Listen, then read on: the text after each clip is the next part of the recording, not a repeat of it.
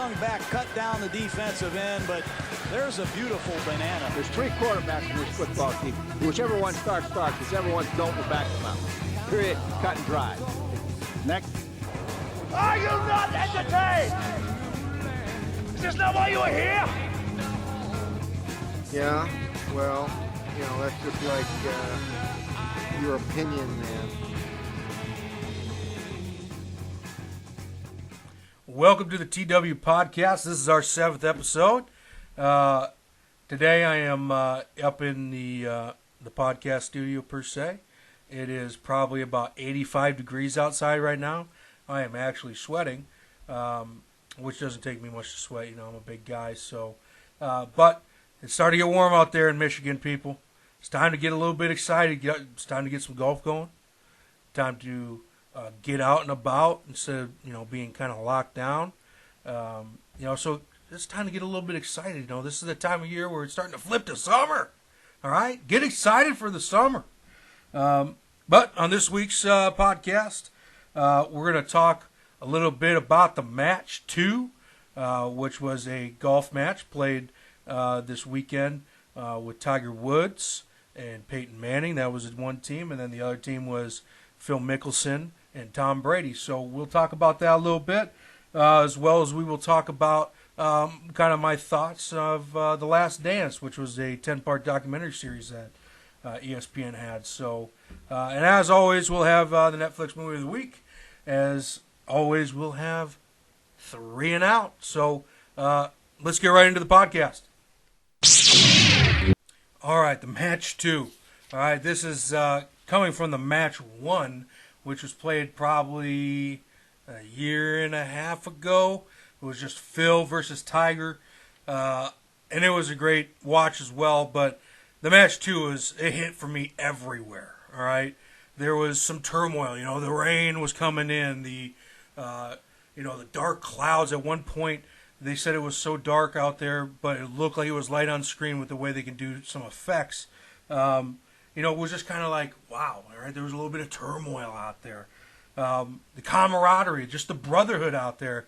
You saw guys like Peyton and Tom, they're probably not best friends because they compete against each other, but there's a mutual respect, and they probably enjoy each other's company from time to time. And you can kind of see them going, same thing with Tiger and Phil. Like, they've competed so much against each other. There's a respect, there's a friendship. It was just that camaraderie, having fun, talking a little smack. There were some times I saw Tiger just out there just one-linering people, having fun, laughing. There was one point where Phil was on a shot, and he was like, Tiger, could you go up there and spot the ball? And Tiger's like, I ain't going up there to spot no ball. He goes, if you hit it, I'll give you the hole. And sure as hell, I thought, for a second, Phil Mickelson was going to take the hole just because he hit the ball. Just missed it by maybe 2 or 3 inches. And still was a great shot by Phil to run up that green. But, I mean, there was that. There was the raising money for COVID-19 relief. There's a lot of celebrities just coming on there to have conversations. And they did a good job making us feel like we're one of them. Like we're all just connected people. And we're doing something great for everybody. I mean, that was awesome. And, the rain wasn't ideal, and you could see it was affecting some of them. I bet you Tom Brady would claim that it affected him tremendously. But, they're playing through it. Tiger was just getting a towel, just wiping his clubs off every chance he could because they were competing out there. And one of the greatest things out there was you got to kind of get in the mindset of what a professional golfer thinks about. I mean, at one point, Phil Mickelson was explaining to Tom Brady how to hit a shot onto the green, just a little chip shot, and went into the most immense detail I've ever heard in my entire life. I'm just hitting a chip shot. Because my chip shot's just, my buddy Brian would sit there and just say, hey, man, wherever, just put it on the green. So, that's my motto. Like, if it's on the green, we're good. Well, Phil's in there. He's like, oh, well, if you look at the color, different color, that means the grain's different. And the way the water's hitting these greens right now, it's going to kind of slick its way over here. I mean, it's not going to get a really good roll. It's a little faster. So what you want to do is you want to do this, blah, blah, blah. And I'm sitting there like, I don't know if Tom Brady is that will have but you could tell the difference between a pro golfer and an amateur golfer right there, because their mindset is unbelievable. Like people don't think about all the things like grain of the grass. Like, sure, it's against it. What does that mean? Like all these things and where to put your shot and your footing and all that kind of stuff. Like they're giving these tips out there to everybody in the world to kind of go about it, and it kind of lets you into their world of why they're professionals. But the match was great. The front nine, they played as a best ball, which whoever hits the best, best score on the hole wins that hole. It wasn't like a match or just stroke play where it was going to see how many people could be under. It was going to be hole to hole, and that's how you're going to play. And on the front, Peyton and Tiger, they really dominated. They were a great team out there. Peyton Manning surprised the hell out of me in how he could play golf. All right. I always figure, quarterbacks always tend to be pretty good at golf or just those kind of sports. Especially hockey players always tend to be good at golf for some reason. But Peyton was out there making shots. Like, his iron game was on point. Like, he was great. All right. His par threes, the entire day of par threes, I'd take Peyton over anybody else in the match right there. I mean, he was being unbelievable with his shots. Just awesome. And on that front, they had one hole where they're going to play with one club, which I don't know if anybody's out there who's ever played a hole with just one club. I've only done it in bachelor party setting, and usually that's after, so a little hoot and hollering, but, it's difficult. I'd pick a 7-iron because I can hit it the best. They're thinking like 4 shots ahead, like, I'm hitting this 4-iron because I got to hit this at least 245, 270, somewhere in there. And then I got to make sure I do this. And, like, I'm just sitting there like, oh, my gosh. They both teams end up bogeying this hole for a tie. But all I remember is Tiger pulled out a 4-iron and was like, yeah, I'm going to smack this 4-iron around. It might hurt me later, but, we'll see what happens. And it was really good. The back nine, they went alternating shot, which alternating shot means everybody's going to take a tee shot. You guys will decide which tee shot you like the most. Whoever didn't hit that tee shot's going to have to hit the next shot, and then the next guy's going to hit the next shot. Just alternating shot, okay? On the alternating shot, can be difficult. I did this last year in a little a team tournament, in which did not pan out well for us on the back nine. So, looking at it in that sense, it's difficult playing alternating shot because you got one guy who's probably your consistent player on the team, and then you got the guy who's not the consistent player on the team. And, on that back nine, that's where Phil and Tom started making a comeback a little bit. Made it interesting, brought it into one hole. Going in the last hole, there could have been a chance for playoff holes. Didn't get that. Tiger and Peyton won the match, which was great because, I know Tiger, not personally, but I know Tiger would not want to go down 0-2 against Phil Mickelson in their match plays here. So that was great. It was a good matchup. Peyton's golf game, unbelievable. Just lights out. Couldn't believe how good at golf he was. But he also made the game, like the whole thing. I'd say he was the most. He surprised me the most with his golf game, but he also made it more watcher friendly. Like, I love golf. I want to watch golf. Now my wife, she does not like golf. She's not gonna sit around. She's like, we're gonna watch paint dry for the next 3 hours. I think not, Trav. But she actually watched it and enjoyed it. I think a lot had to do with the interaction with other NFL players or other golfers out there, or people that were donating money, like saying, hey, if you put it on this green, I'm going to give you $50,000 in donation, or we're going to give $100,000 worth of meals to people. So we're kind of watching that, and, he's a funny guy. Tom Brady, or not Tom Brady, but Peyton Manning, he's a funny guy. Tom Brady did not look like he was enjoying himself for a while during that match. There's a few shots he made that one they would say is the shot of the round, but he did not play spectacular. I don't think he's a terrible golfer by anybody's means, because I think he was a good ball striker, but he played terrible, to the point of terrible where I sat there and go, you know what? I think I can go around there and mash a couple balls around with Tom Brady and probably compete. But, you know, Tom had a rough day. He even split his pants right down the center of his butt there. And then out of nowhere, he's just wearing his rain pants. So, you know, that's a tough go, Tom. You know, we feel bad for you. Actually, I don't. You got enough Super Bowls that I should never feel bad for you or in money. Like, you're in good shape, bud. Don't worry about it.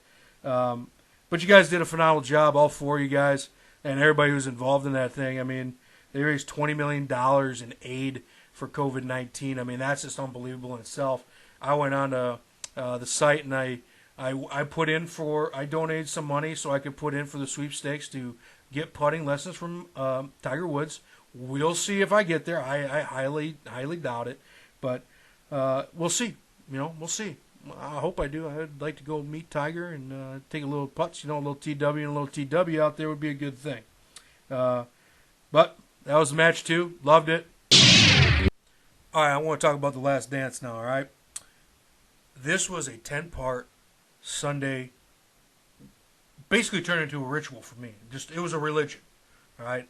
I couldn't wait to watch 2 episodes of The Last Dance every week. If I had to say something bad about it, I would say that it seemed a little bit jumbled. Like, I wish it would have been more linear storytelling instead of hopping back and forth between 98 to 91 to 1987 to 94. Like, that's a lot for me to keep up with and understand what's going on. If they were just kind of linear format to that, would probably make me feel better. But, you know, I thought it was great. I mean, you got, you know, they called it The Last Dance because Phil Jackson wrote on his last full plan for the last year of 98 because he was going to be let go because they're going to go into a rebuild phase in Chicago. He labeled this thing The Last Dance. So that's where they got the name from. You know, let's just talk about that for a minute. You got maybe the most dominant team in NBA history. You know, they won 2 in a row, going for their third. You know, and at the end of the documentary where Michael Jordan says, we would all came back, we probably would have won a 4th one. But, you know, it wasn't in what Chicago wanted to do at that time. I mean, that's just frustrating. Like, you would think the idea of having a basketball program, your idea is to win all the time. Like, you don't want to not win. That's kind of the way it goes. You know, you go into a rebuild stage, that's what they were doing. That's what they wanted to do. You know, Phil Jackson was told he wasn't going to come back and be able to be the coach. So Michael Jordan basically said, if he's not the coach here, I'm not playing here, so I'll retire again. I don't need to play here anymore. Scottie Pippen didn't want to play there anymore, had a bad taste from the front office, not renew his contract. He was grossly underpaid for what he was worth at that time. You know, and that's the things where, you know, they they just want to move on and not win championships, which is what everybody's into pro, athletics for, is to win championships. So, you know, my first thoughts on it, you know, is, you know, Michael Jordan, all right? I believe he was like the producer and kind of put this whole thing together, you know, and the ideas of telling the story, you know, and you kind of see Michael in various different lights, not just he's the greatest of all time, how awesome is, you know, Michael Jordan.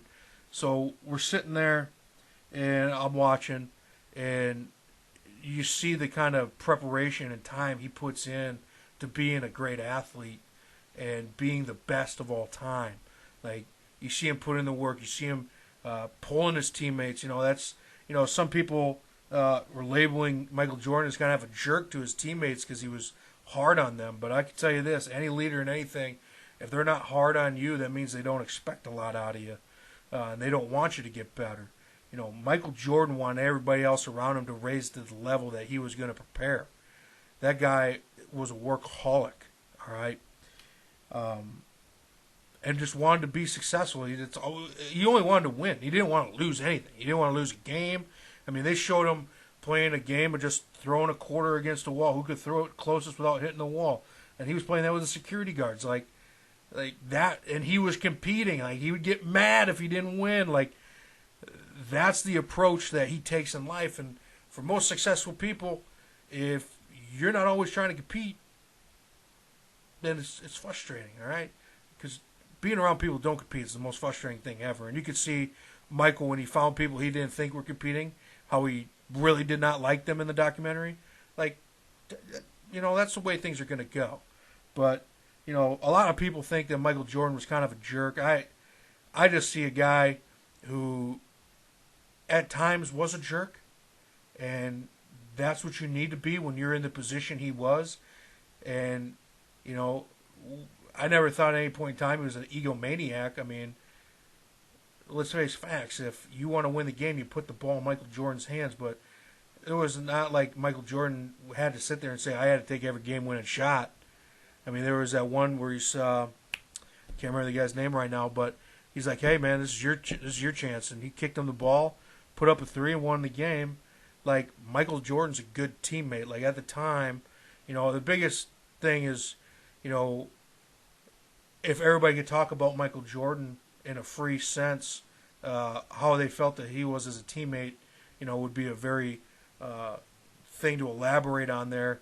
But I felt like there's a lot of people who felt negatively about Michael Jordan after the end of the documentary. But, he's still the greatest player to ever play the game. If you ask me, Michael Jordan is my favorite basketball player of all time. I like LeBron. I like a couple guys.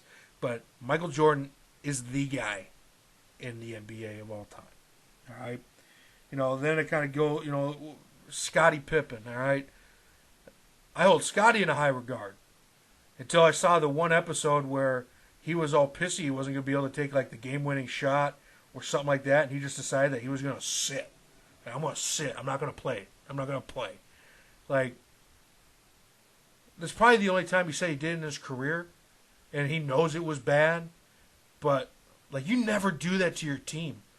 Like, at the end of that thing, he told him, a teammate came up to him and was crying, emotional, upset that he gave up on him. Like, those are things that are hard to have damage control on, okay?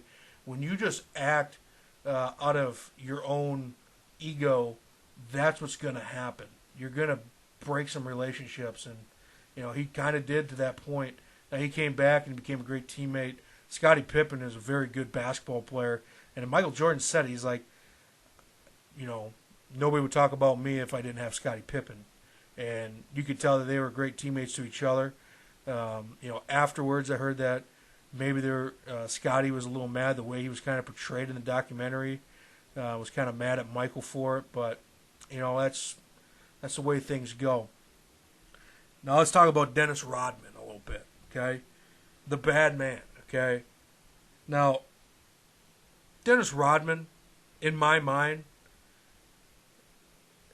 my personal opinion, the worst teammate of all time he could have. All right? If I was going to a foxhole tomorrow, I would not be calling Dennis Rodman to watch my back. Like, ever. Like, he was on there making excuses, his commitment to the team, and, I'm going to, when I was playing basketball, I was all there, but I got to do my thing when it was on. Like, no. Like, there was times you just miss practice. You take a Las Vegas trip. Like, I remember when he went to WCW for a little bit. All right? I remember vividly. Now, I did not put it in my old brain here that it was during the finals. Like, I'm pissed thinking about it. Like, you're going to go miss practice to be on WCW? You can do that at any point in time. It doesn't have to be now. It could be later. And everybody would think it's great. But guess what? You were a terrible teammate at that time. Like, if I would have been on that team, I just wouldn't even want to see you come back. At all. Like, don't even come. Like, we don't need you. If you don't want to be here, we don't need you. Because at any point in time that your teammate finds something else more important than what your common goal is, especially when you're in the finals, then go screw off somewhere. We don't want you here. Like, that, this doesn't bode well for who he is. And Dennis Rodman is a unique character in basketball and in his life. Like, I think he amps it up a little bit. He likes people to talk about him. And I don't think Dennis was a bad player. I thought he was a great defensive player, and he was great. Like, the thing I like most about this documentary is this is basketball when I liked it. All right? You see guys going in the paint and getting smacked around. It was difficult to get in the paint. It was a physical game. Today's game is just completely different to me. I can't even watch NBA basketball anymore. I am guilty as charged, okay? I can't watch a game. I hear more whistles blown on every single possession that it's just like, oh my gosh, this game's going to take 8 hours. And, like, sure, it's a scorer's game. And everything that we've gotten in this world, if you ask me, is consistently let's keep getting scores. Like, football is turning that way, making it very hard for defenders to defend a ball, giving the offense more opportunity because people want to see points. Like, that's what they view as being something great. You know, and on my hand is I want to see something that's physical and you play defense and it's a outright fight. Like, that's what I want to watch. You know, whether it's football, basketball, anything. All right? And I kind of slowed down and lost my train of thought there because I got really wrapped up about Dennis Rodman just being a very selfish player. And, you know, that's all I really want to say about it.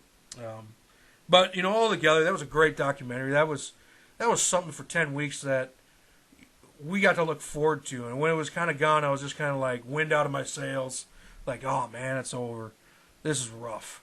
But, you know, Tom Brady came out of nowhere, you know, and he said, you know, they're going to make a similar 10 documentary episode season about Tom Brady and the Patriots, which I would be very eager to see.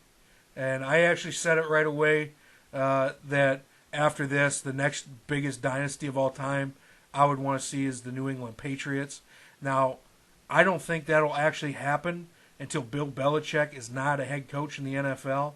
Like, he is not going to let people come in and look at how he runs his program and how everything goes. Like, that is his edge and his ability, you know, his stuff. Like, you don't let people come in and just see what you're doing for free, and you definitely don't let them just do it and let somebody else get a competitive edge against you.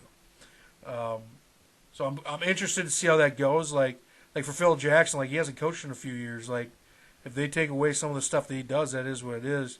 And, you know, there's some player drama that the Patriots have. Like, you get the Aaron Hernandez stuff, the Gronkowski stuff, all that kind of deal. Even when Randy Moss was there, you could talk about that. But, you know, I just think that for a program that was very tight-knit, didn't really let people in and talk about things, would be a very difficult deal, because I know anybody who's a current Patriot on that team would probably not be allowed to talk about certain things because either Bill Belichick doesn't want them to or somewhere in that about. But because I know Bill Belichick probably wouldn't be involved in it if it does happen. He could be. I mean, he's surprised me before, like, you know, the documentary with him and Nick Saban having football conversations. But even when that happened, he was like, all right, cameras leave the room, like, we're going to have a real conversation. You know, so, but that'll be exciting to watch. If you haven't watched Last Dance, I'm sure you guys can watch it if you got on ESPN or anywhere else. It's a great watch. It will be grueling if you have to watch it all at once because that's 10 hours straight. If you can, spread it out. Good watch for you, all right? All right, let's start wrapping up the podcast. And we'll get right into it, all right? Let's get right into the Netflix movie of the week. All right? This week I chose The Wrong Missy. All right? This movie stars David Spade, Lauren Lapkus, and Nick Swardson. And it's a Happy Madison production, all right? So Adam Sandler's got his hands on it. And it's a good watch. It's funny. I laughed extremely hard, all right? There's some things in there that are just laugh-out-loud moments. Basically, the background of the story is this guy who went on a blind date with this girl, had a terrible time. She was unbelievably a bad date. Decides not to talk to her anymore, so kind of puts her on the back burner. Ends up going to the airport, meets this other girl, and basically she is like the perfect woman for him. She is a beautiful woman. She has all his quirky tendencies, and he's basically shows that he, you know, wants her, and they kind of have like a little date in the airport, and she has to go board another flight, and he kind of misses her. So he decides he's going to text her and see if she would want to go on a second date because he's got to go to Hawaii for a work retreat. And the irony of the story is both girls, the blind date and the perfect woman, were both named Missy, and he accidentally texted the wrong one. So that is the premise of the movie. If you watch the trailer, you will see that. From there, it's just laughter and kind of ridiculous comedy, but I thought it was hilarious. What's a little funny about it, when my wife and I were on our honeymoon in Hawaii, we were on the Koala Ranch, and while we were there, they said they were filming. We asked if there was any movies filming currently, and they said there's one movie filming, and it's an Adam Sandler movie, and they're very, like on the ranch when there's a movie getting filmed, they're very hush-hush. We're like, well, what's it about? And he goes, the lady who was our tour guide, she's like, well, a guy goes on vacation and he brought the wrong girl. And that was all she told us. And like halfway through the movie, I just looked at my wife. I was like, this is the movie they were filming while we were there. And there's a bunch of parts in the movie where you can see them on different parts of the property out there where they filmed. And it was just kind of cool to have a little reflection back on that. But there's that, all right? But let's get to 3 and out, all right? First down. The UP is set free, all right? As last Friday, the UP was allowed to start operating again in a normal function, all right? So it's not like we got the tether pulled off, the leashes off, we're running around going crazy. There's still rules and regulations to be followed. You should still be wearing your mask, consistently washing your hands, doing all those things still. But we're allowed to start going out and being a little bit more active in our community, or communities up here in the Upper Peninsula of Michigan. So pretty excited about that. All right, second down. All right. Now this one hit the old my old Twitter, and I thought it was a little weird. Jason Momoa, all right, the guy who was in Aquaman or Game of Thrones, the actor that is a large human being with muscles and is Samoan. I believe he's Samoan. I'm not 100% sure on that. But Jason Momoa was seen in Ferndale, downstate, in the middle of an epidemic, just visiting around. Like, I guess he's got a buddy who lives in Ferndale.